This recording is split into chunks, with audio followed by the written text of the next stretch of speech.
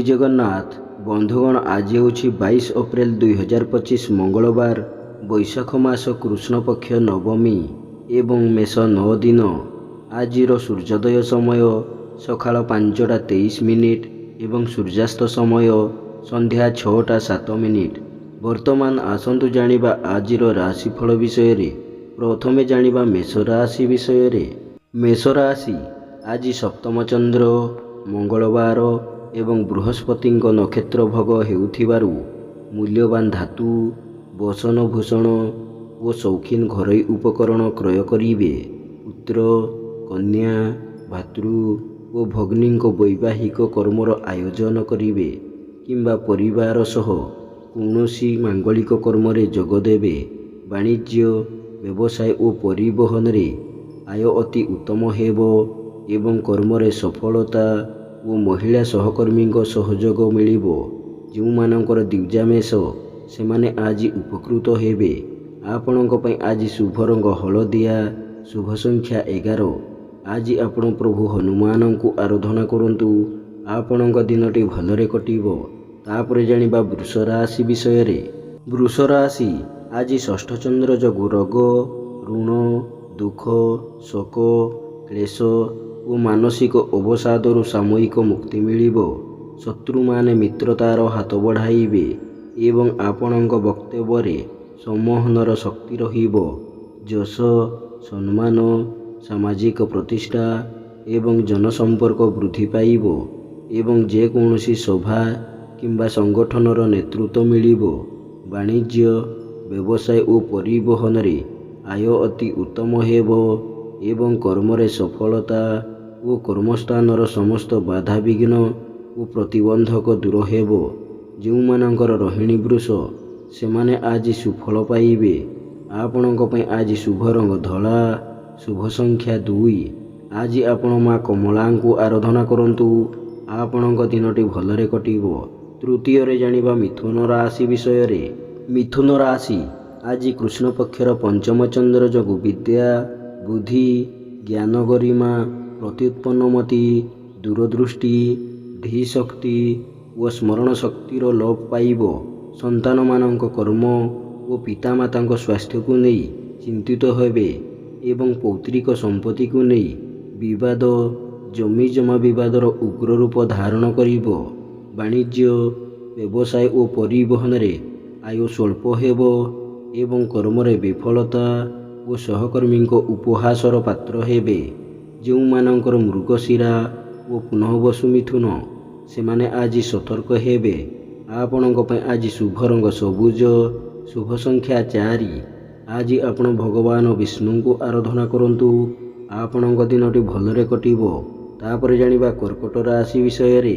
କର୍କଟ ରାଶି ଆଜି ଚତୁର୍ଥ ଚନ୍ଦ୍ର ଏବଂ ଦିବା 10:56 ପରେ ଚତୁର୍ଥୀ ତିଥି, ମଙ୍ଗଳବାର ଏବଂ ବୃହସ୍ପତିଙ୍କ ନକ୍ଷତ୍ର ଭୋଗ ହେଉଥିବାରୁ ଧନ ସମ୍ପଦ, ପ୍ରାଚୁର୍ଯ୍ୟ, ପ୍ରତିପତ୍ତି ବୃଦ୍ଧି ପାଇବ ଏବଂ ସ୍ୱଜନ, ପରିଜନ, ବନ୍ଧୁବାନ୍ଧବ, ସହକର୍ମୀ, ସହଯୋଗୀଙ୍କ ସାହାଯ୍ୟ ସହଯୋଗ ମିଳିବ।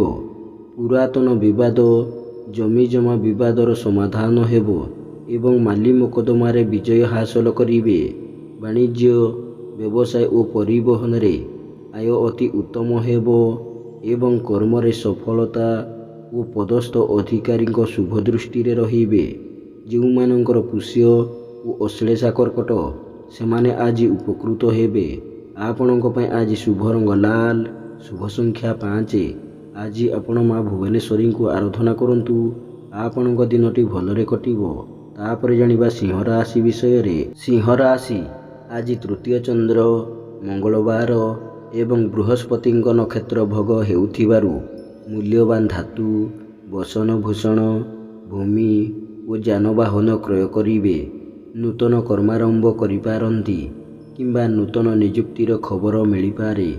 ମନରେ ଦୃଢ଼ ଇଚ୍ଛାଶକ୍ତି ଏବଂ ଆତ୍ମବିଶ୍ୱାସ ପ୍ରକାଶ ପାଇବ ଏବଂ ସ୍ୱଜନ, ପରିଜନ, ବନ୍ଧୁବାନ୍ଧବ, ଭାଇ ଭଉଣୀଙ୍କ ସହଯୋଗ ମିଳିବ। ବାଣିଜ୍ୟ, ବ୍ୟବସାୟ ଓ ପରିବହନରେ ଆୟ ଅତି ଉତ୍ତମ ହେବ ଏବଂ କର୍ମରେ ସଫଳତା ଶୀର୍ଷରେ ରହିବ। ଯେଉଁମାନଙ୍କର ପୂର୍ବା ଫାଲ୍ଗୁନୀ ସିଂହ, ସେମାନେ ଆଜି ଉପକୃତ ହେବେ। ଆପଣଙ୍କ ପାଇଁ ଆଜି ଶୁଭ ରଙ୍ଗ ଗୋଲାପୀ, ଶୁଭ ସଂଖ୍ୟା 6। ଆଜି ଆପଣ ମା ମାତଙ୍ଗୀଙ୍କୁ ଆରାଧନା କରନ୍ତୁ। ଆପଣଙ୍କ ଦିନଟି ଭଲରେ କଟିବ। ତାପରେ ଜାଣିବା କନ୍ୟା ରାଶି ବିଷୟରେ। କନ୍ୟା ରାଶି ଆଜି କୃଷ୍ଣ ପକ୍ଷର ଦ୍ୱିତୀୟ ଚନ୍ଦ୍ର ଯୋଗୁଁ ଧନକ୍ଷତି, ମାନସିକ ଅସ୍ଥିରତା, ପରିବାରରେ ମନୋମାଳିନ୍ୟ, ସ୍ୱଜନରେ ବିବାଦ, ପଡ଼ୋଶୀଙ୍କ ସହ ତିକ୍ତତା ଏବଂ ଶାରୀରିକ ପୀଡ଼ା ଭୋଗିପାରନ୍ତି। ମୂଲ୍ୟବାନ ପଦାର୍ଥ ନଷ୍ଟ କିମ୍ବା ହଜିଯାଇପାରେ ଏବଂ ଆର୍ଥିକ ଠକାମିରେ ପଡ଼ିପାରନ୍ତି। ଅପମାନ, ଅପଯଶ ଓ ଅପନିନ୍ଦା ମିଳିବ ଏବଂ ମନ ବିଷାଦଗ୍ରସ୍ତ ଓ ଚାପଗ୍ରସ୍ତ ରହିବ। ବାଣିଜ୍ୟ, ବ୍ୟବସାୟ ଓ ପରିବହନରେ କ୍ଷତି ଦେଖାଦେବ ଏବଂ କର୍ମରେ ବିଫଳତା ଓ ସମସ୍ତ କର୍ମରେ ଅଯଥା ବିଳମ୍ବ ଦେଖାଦେବ। ଯେଉଁମାନଙ୍କର ଚିତ୍ରା କନ୍ୟା ସେମାନେ ଆଜି ସତର୍କ ହେବେ। ଆପଣଙ୍କ ପାଇଁ ଆଜି ଶୁଭ ରଙ୍ଗ ସବୁଜ, ଶୁଭ ସଂଖ୍ୟା 12। ଆଜି ଆପଣ ମା ତ୍ରିପୁର ସୁନ୍ଦରୀଙ୍କୁ ଆରାଧନା କରନ୍ତୁ। ଆପଣଙ୍କ ଦିନଟି ଭଲରେ କଟିବ। ତାପରେ ଜାଣିବା ତୁଳା ରାଶି ବିଷୟରେ। ତୁଳା ରାଶି ଆଜି ଶ୍ରୀଚନ୍ଦ୍ର ଯୋଗୁଁ ସ୍ୱଜନରେ ସୁସମ୍ପର୍କ, ପରିବାରରେ ସୁଖ ଶାନ୍ତି ଏବଂ ଦେହ ମନ ସୁସ୍ଥ ରହିବ। ଆମୋଦ ପ୍ରମୋଦ, ମୌଜ ମଜଲିସରେ ଅଧିକ ଆଗ୍ରହ ରହିବ ଏବଂ ପରିବାରର ସମସ୍ତ ସଦସ୍ୟଙ୍କ ମଧ୍ୟରେ ଉତ୍ତମ ବୁଝାମଣା ରହିବ। ପୁତ୍ର, କନ୍ୟା, ଭାତୃ ଓ ଭଗ୍ନୀଙ୍କ ବୈବାହିକ କର୍ମର ଆୟୋଜନ କରିବେ କିମ୍ବା ପରିବାର ସହ କୌଣସି ବୈବାହିକ କର୍ମରେ ଯୋଗ ଦେବେ। ବାଣିଜ୍ୟ, ବ୍ୟବସାୟ ଓ ପରିବହନରେ ଆୟ ଅତି ଉତ୍ତମ ହେବ ଏବଂ କର୍ମରେ ସ୍ୱଳ୍ପ ପରିଶ୍ରମରେ ଅଧିକ ସଫଳତା ମିଳିବ। ଯେଉଁମାନଙ୍କର ସ୍ୱାତି ତୁଳା ସେମାନେ ଆଜି ଉପକୃତ ହେବେ। ଆପଣଙ୍କ ପାଇଁ ଆଜି ଶୁଭ ରଙ୍ଗ କଫି, ଶୁଭ ସଂଖ୍ୟା 8। ଆଜି ଆପଣ ପ୍ରଭୁ ଶ୍ରୀରାମଙ୍କୁ ଆରାଧନା କରନ୍ତୁ। ଆପଣଙ୍କ ଦିନଟି ଭଲରେ କଟିବ। ତାପରେ ଜାଣିବା ବିଛା ରାଶି ବିଷୟରେ।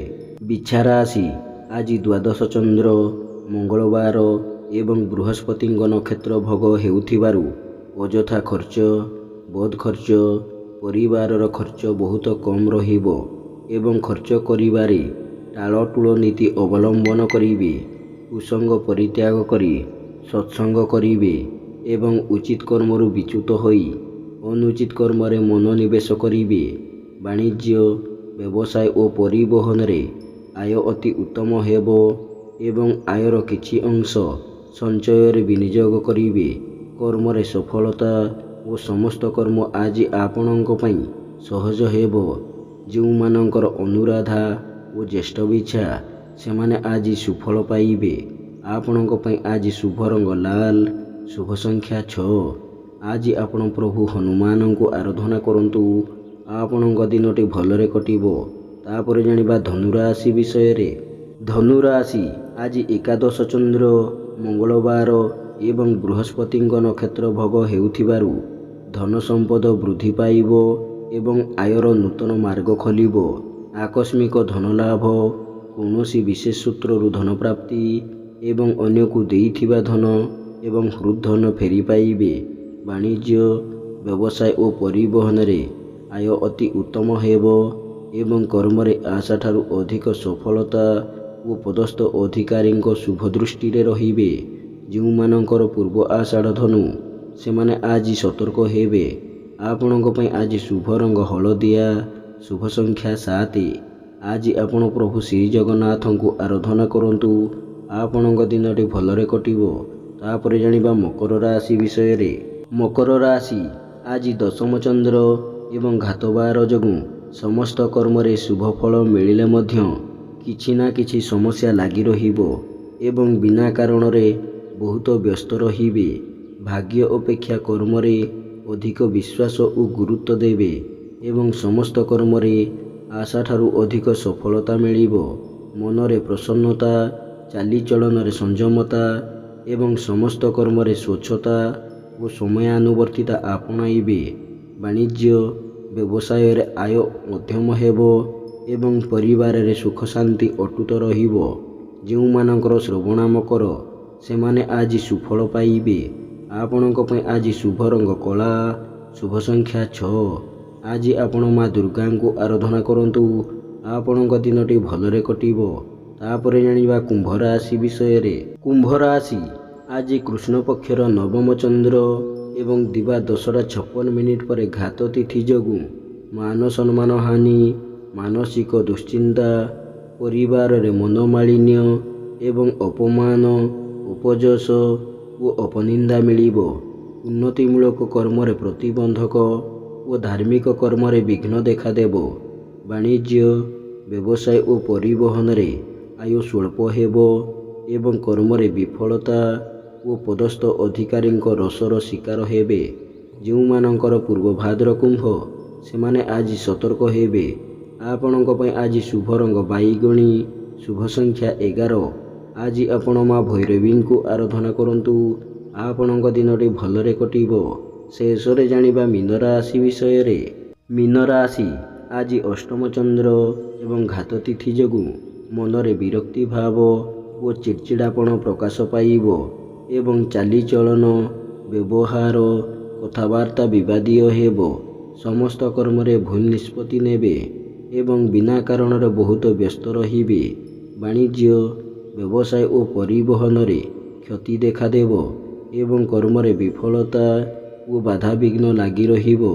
ଯେଉଁମାନଙ୍କର ପୂର୍ବଭାଦ୍ର ମୀନ, ସେମାନେ ଆଜି ସତର୍କ ହେବେ।